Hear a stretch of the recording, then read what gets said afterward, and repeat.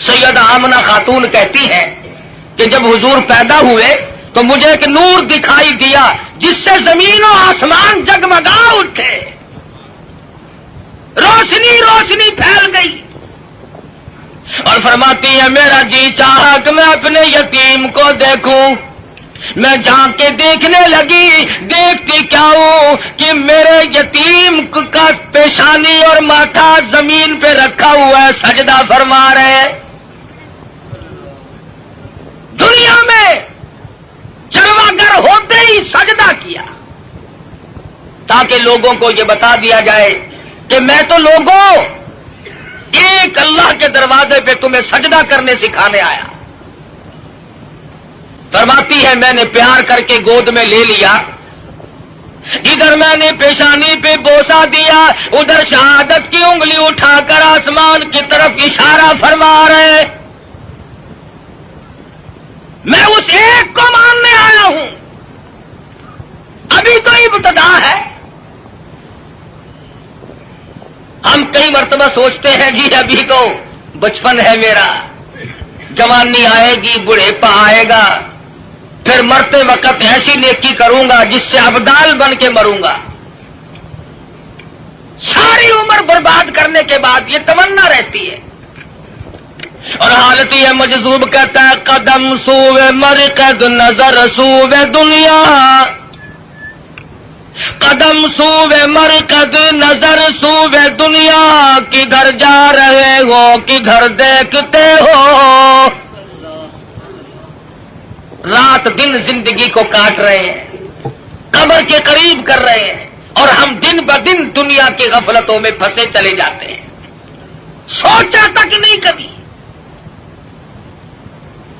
بڑھیپا آ جاتا ہے، سفید بال آ جاتے ہیں، پھر بھی ہمیں کبھی موت کا فکر دامنگیر نہیں ہوا۔ کیوں ہو، کیا ضرورت پڑی؟ حضور اکرم صلی اللہ تعالی علیہ وسلم کی ذات اقدس یتیم پیدا ہوئی۔ حلیمہ کہتی ہے میرے پاس میرا ذاتی بچہ تھا، لوگوں نے مجھے اپنا بچہ اس خوف سے نہیں دیا کہ یہ اپنے بچے کو تو پالے گی اور ہمارے بچے کو بے پرواہی کر کے خراب کرے گی۔ چلتی چلاتی حضور کے دروازے پہ آ گئی، کہنے لگی آمنہ مجھے کم سے کم اپنے یتیم کی زیارت تو کرا۔ کہتی ہے جب آمنہ خاتون نے چٹی چادر حضور کے چاند جیسے چہرے سے اٹھائی، حلیمہ کی آنکھیں چندھا گئی اور کہنے لگی میری آنکھوں نے آج تک اتنا حسین بچہ کوئی دیکھا نہیں۔ حلیمہ کہتی ہے میں نے بھی نہیں دیکھا، آمنہ فرماتی ہے میں نے بھی نہیں دیکھا۔ آواز آتی ہے، جبریل کہتے ہیں او حلیمہ او آمنہ تم کہاں سے دیکھ لیتے ہیں، تمہارے سامنے تو صرف قریش کے بچے ہیں، بنو سعد کے بچے ہیں، میں مشرق کا چکر لگاتا ہوں، میں مغرب کا چکر لگاتا ہوں، شمال میں پھرتا ہوں، جنوب کا چکر لگاتا ہوں، رب کبریا کی قسم آج تک میری آنکھوں نے اتنا حسین دیکھا نہیں۔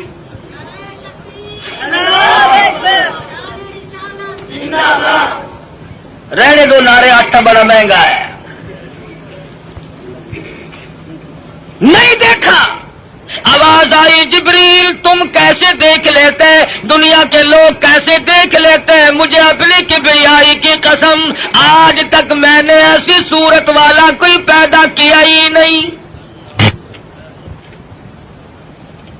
الہی اب تو آیا کریں گے، اب تو ایسے آنے شروع ہو گئے، چلو پہلے نہیں آئے تھے تو کیا بات ہے۔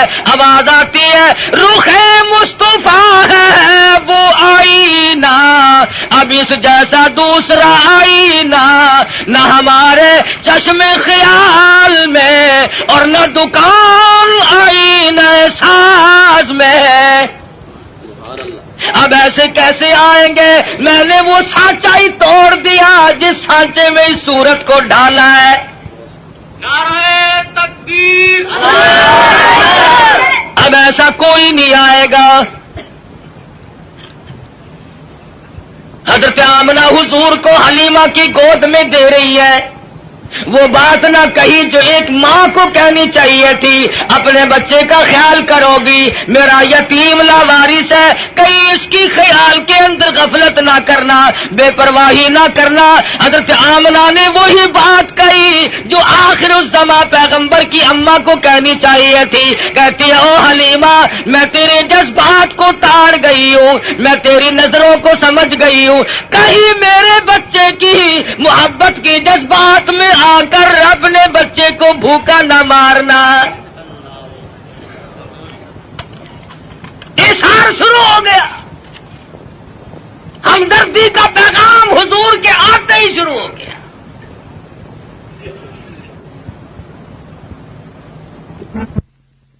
پوچھو یہ سعودی عرب والے بھوکے مرا کرتے تھے، حاجیوں سے ستو چھین کر مانگ کر کھایا کرتے تھے، ادھر قانون مصطفیٰ صلی اللہ علیہ وسلم کے چند قانونوں کا اجرا کیا، حدود اللہ کو قائم کیا، ادھر اللہ میاں نے زمین کو حکم دیا، جب میرے نبی کو دستور کو مان بیٹھے اب سونا باہر اگل دے،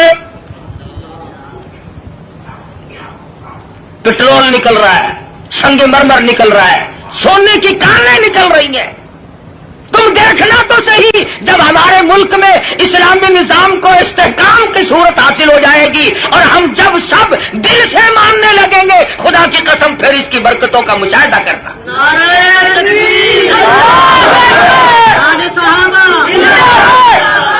ابھی تو آیا ہی آیا ہے نا، مسلمانوں نے بڑا غضب کیا، بڑا ظلم کیا، کوٹھی زندہ کے لیے، بنگلہ زندوں کے لیے، کار موٹر زندوں کے لیے، ہوائی جہاز زندوں کے لیے، سبزی ترکاری پھل فروٹ سارے کے سارے زندوں کے لیے، عورت مرد زندہ مرد کے لیے، مرد زندہ عورت کے لیے، کپڑا لتا خرچ اخراجات یہ تمام کی تمام زیبائش اور نعمتیں زندوں کے لیے۔ مسلمانوں نے کتنی بڑی بے انصافی کی، خدا کا قرآن مردوں کے لیے۔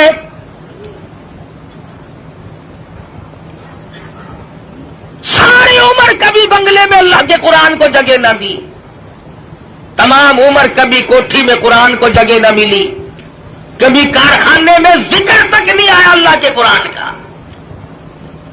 لیکن جب کارخانے دار مر گیا، ذمہ دار مر گیا، پھر سارے علاقے کے مولویوں کو اکٹھا کر کے لاؤ، طالب علموں کو بلواؤ، مولوی جی آج تو بہت قرآن پڑھنا، اینا پڑھنا کہ تسی میرے پیو نو بہش دے وچ ٹھوک کے جانا۔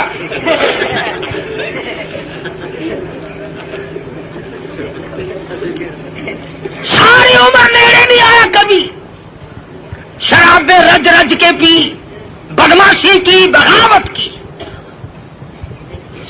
مرنے کے بعد قرآن یاد آیا۔ اس کا مطلب یہ ہوا کہ یہ قرآن مردوں کے لیے آیا، زندوں کا اس میں کوئی حصہ نہیں ہے، تھوڑا سا۔ مولوی صاحب نستر والوں نے بھی جواب دے دیا، ڈاکٹروں نے بھی جواب دے دیا، حکیموں کو دکھا بیٹھے ہیں، ڈاکٹروں کو دکھا بیٹھے ہیں، ہوں تسی کچھ اللہ اللہ کر دو، اللہ کے نام کی برکت آخر ہوندی ہے۔ آخر گولی ٹکا انجیکشن آپریشن معجون پہلے، خدا کا قرآن پچھو۔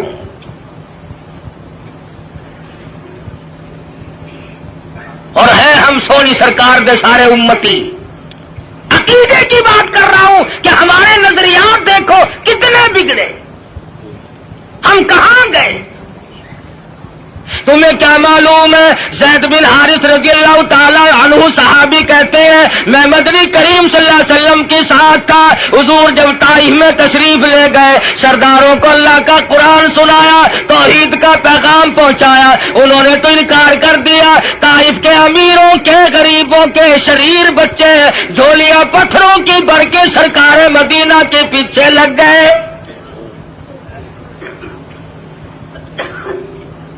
صحابی کہتا ہے میں نے بڑی کوشش کی چاروں طرف سے آنے والے پتھر میں اپنے سینے میں کھاؤں۔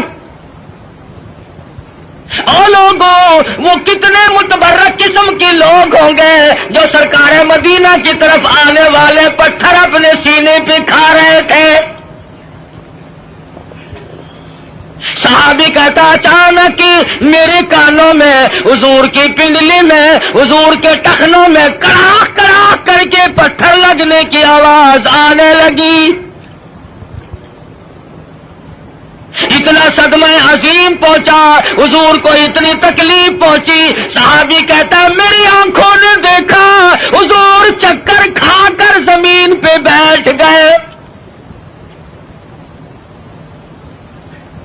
ایسی اعلیٰ درجے کی صورت, ایسی سیرت والا, ایسی صورت پہ آج لوگ پتھر مار رہے ہیں. صحابی کہتا حضور 4 مرتبہ بیٹھے, باہر تشریف لے آئے, کھجور کے سائے میں قیام پذیر ہوئے. میری آنکھوں نے دیکھا پنڈلیوں سے لہو بہ رہا ہے, قدم مبارک زخمی ہے, نالین مبارک لہو میں تربتر ہے. میں دیکھ رہا تھا حضور اس وقت کیا فرمائیں گے. صحابی کہتا ہے حضور نے دامن پھیلایا اور آسمان کی طرف چہرہ انور اٹھایا اور فرمانے لگے او مالک کائنات, او زمین و آسمان کے مالک, دیکھ لے میرا کیا حال بن گیا, اب تو مجھ سے راضی ہو جا. اللہ اکبر. تجھے کیا پتا ہے کہ کس قدر دکھوں سے گزرنا پڑا ہے حضور اکرم صلی اللہ علیہ وسلم کو. عروہ بن مسعود رضی اللہ تعالیٰ عنہ نے مدینے پاک میں عرض کر دیا یا رسول اللہ صلی اللہ علیہ وسلم مجھے اجازت دو میں طائف میں جا کر اپنے قبیلے کے لوگوں کو قرآن کی تعلیم دوں. حضور کی آنکھوں میں آنسو آ گئے, فرمانے لگے